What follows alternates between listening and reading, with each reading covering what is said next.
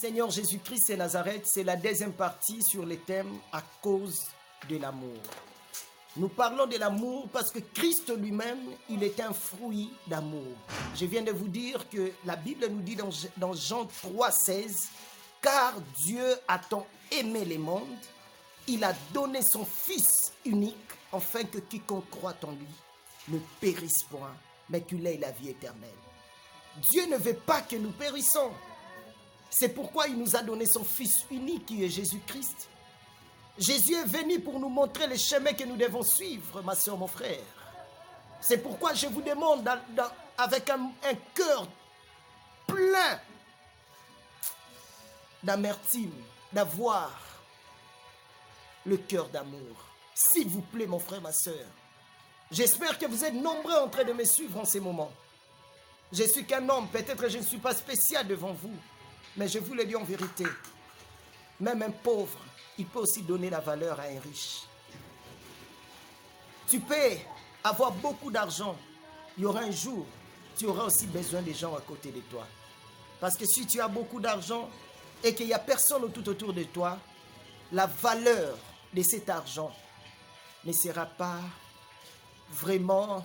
L'argent n'aura pas vraiment de la valeur comme il faut. Il faut que les gens soient là à côté de toi. C'est pourquoi je vous demande de ceci. Ayez un cœur d'amour, s'il vous plaît. Ma soeur, mon frère, l'amour, c'est le fruit de l'esprit. Donc, c'est Dieu lui-même. Je vais vous donner les sortes d'amour. Nous avons l'amour héros ou bien érotique.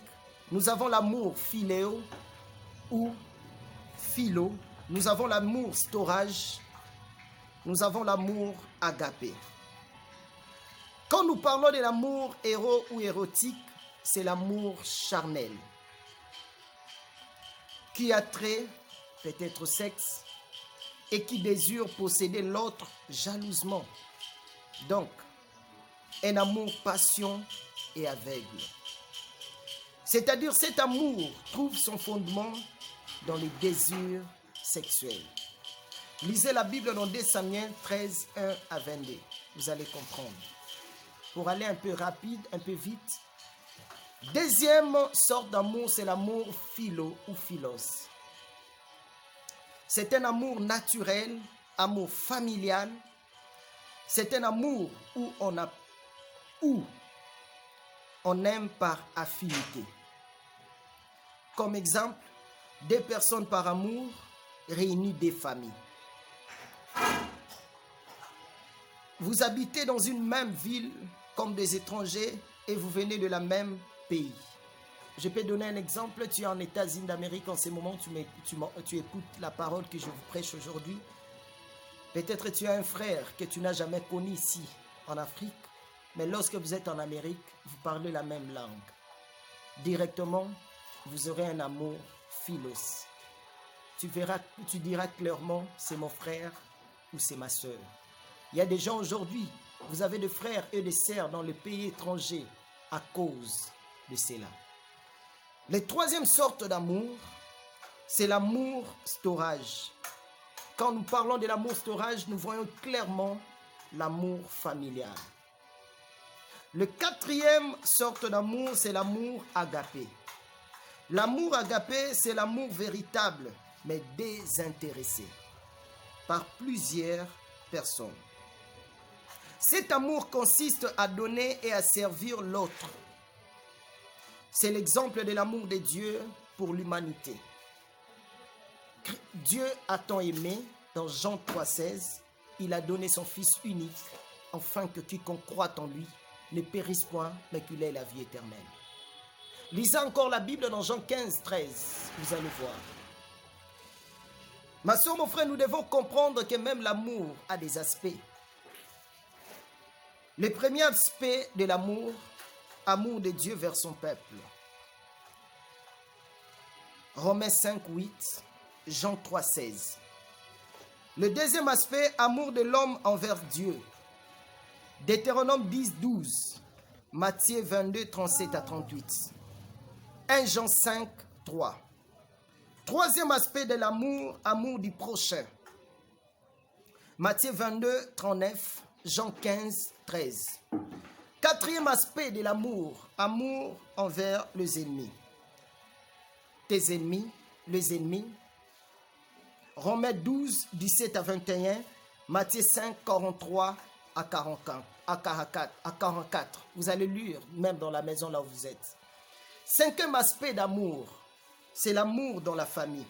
Éphésiens 1, 4, Éphésiens toujours 5, 22 à 25 et Tite 2, 4. L'amour en famille. Sixième aspect de l'amour, amour du monde, c'est ce que Dieu refuse. 1 Jean 2, 15, 17. Il ne faut jamais pratiquer cela. Ma soeur, mon frère, n'ayez pas l'amour du monde. Un jour, tu ne seras plus dans ce monde. Un jour, tu iras vers l'Éternel, vers le Seigneur, vers ton Dieu.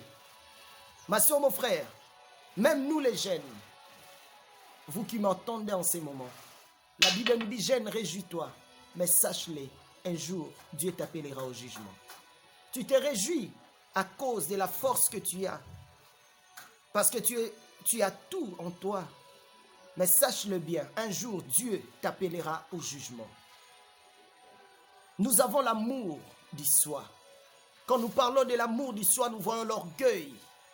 Beaucoup d'enfants de Dieu aujourd'hui, leurs vies sont détruites. Pourquoi? Parce qu'ils sont des orgueillés. Même des serviteurs, des servants de Dieu, beaucoup sont détruits parce qu'ils sont des orgueillés. Quittons dans cet aspect d'amour. Dieu ne veut pas que nous soyons des orgueillés. Il résiste aux orgueillés et il fait sa grâce aux humbles. Vous allez comprendre que Christ était très humble. Regardez dans la croix. Il était capable de tout faire. Voire même la Bible nous dit ceci. Il a rendu son âme. C'est lui qui a rendu son âme à Dieu. Donc il était capable de rendre son âme à Dieu. Mais avec beaucoup d'humilité, il est resté là dans la croix. Parce qu'il savait bien que l'humilité sauve. L'humilité appelle dans la gloire. C'est pourquoi ainsi dit la Bible, son nom est élevé au-dessus de tous les noms. Parce qu'il était tellement humble. Ma soeur, mon frère, je répète encore, tel qu'il est, tel que nous sommes, ce que Christ a fait, c'est ça, ce que toi tu dois faire. Le caractéristique d'amour.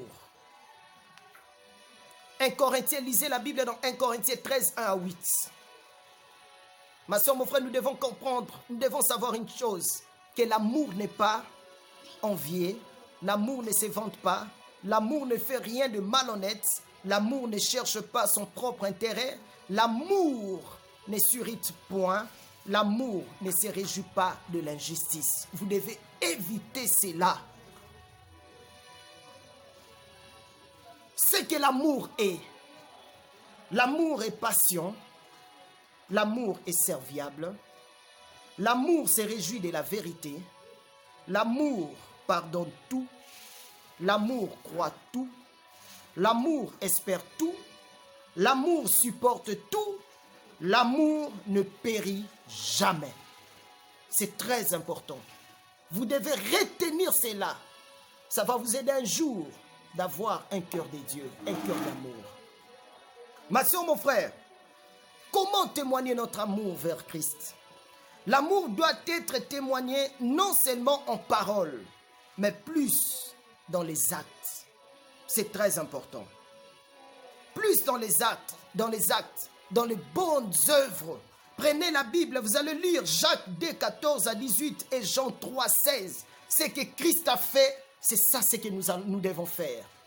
Je me nomme Elimongo, je suis votre frère dans le Seigneur. Que le Seigneur Jésus-Christ qui vous bénisse abondamment. Vous qui venez de me suivre attentivement dans ce que je viens de vous prêcher. Que Dieu vous bénisse. Ciao.